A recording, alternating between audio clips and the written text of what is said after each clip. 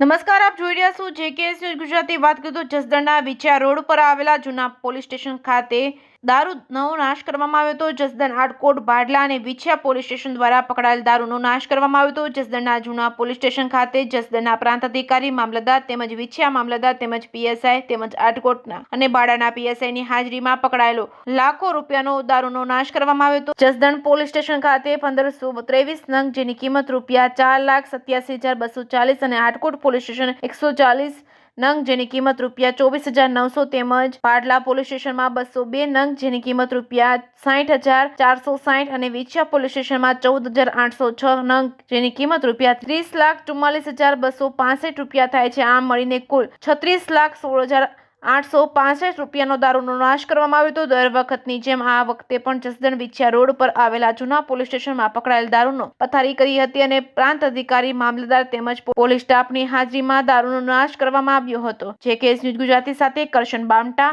આટકોટ. જસદણ, આટકોટ, ભાડલા અને વિછિયા ખાતેથી જસદણમાં 1523, આટકોટ ખાતેથી 140, ભાડલા પોલીસ સ્ટેશન ખાતેથી 202 અને વિછિયા પોલીસ સ્ટેશન ખાતેથી 14,806 કુલ 16,671 જેટલી દારૂની બોટલોનો નાશ કરવામાં આવ્યો છે.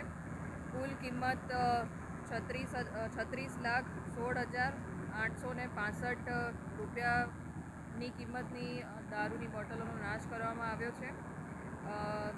સમય 12 વાગ્યાના 10 મિનિટે આ બોટલોનો નાશની કામગીરી શરૂ કરવામાં આવી હતી અને શાંતિપૂર્ણ રીતે પ્રક્રિયા પૂર્ણ કરવામાં આવી.